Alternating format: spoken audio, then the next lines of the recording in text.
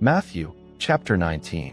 When Jesus had finished these words, he departed from Galilee and came into the borders of Judea beyond the Jordan. Great multitudes followed him, and he healed them there.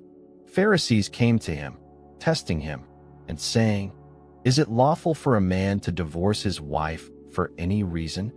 He answered, "Haven't you read that he who made them from the beginning made them male and female, and said, 'For this cause a man shall leave his father and mother, and shall be joined to his wife, and the two shall become one flesh,' so that they are no more two, but one flesh. What therefore God has joined together, don't let man tear apart."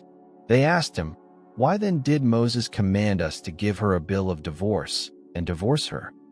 He said to them, "Moses, because of the hardness of your hearts, allowed you to divorce your wives, but from the beginning it has not been so.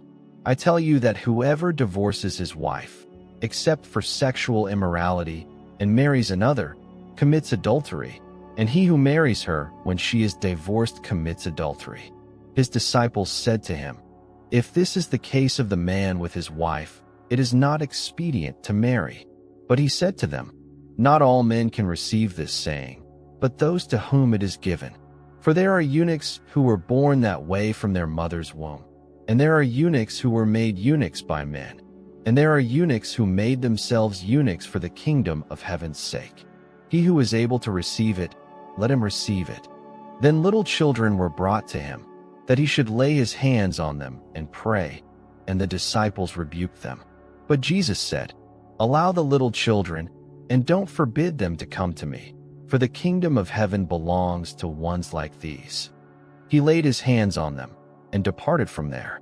Behold, one came to him and said, "Good teacher, what good thing shall I do, that I may have eternal life?" He said to him, "Why do you call me good? No one is good but one, that is, God. But if you want to enter into life, keep the commandments." He said to him, "Which ones?" Jesus said, "You shall not murder. You shall not commit adultery. You shall not steal. You shall not offer false testimony. Honor your father and your mother. And you shall love your neighbor as yourself." The young man said to him, "All these things I have observed from my youth. What do I still lack?" Jesus said to him, "If you want to be perfect, go, sell what you have, and give to the poor, and you will have treasure in heaven. And come, follow me." But when the young man heard the saying, he went away sad, for he was one who had great possessions. Jesus said to his disciples, "Most certainly I say to you, a rich man will enter into the kingdom of heaven with difficulty.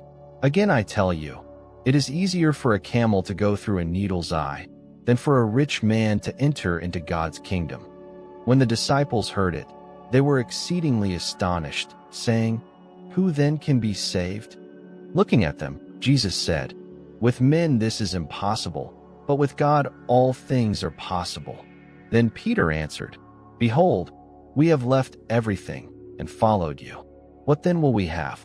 Jesus said to them, "Most certainly I tell you that you who have followed me, in the regeneration when the Son of Man will sit on the throne of his glory, you also will sit on 12 thrones, judging the 12 tribes of Israel.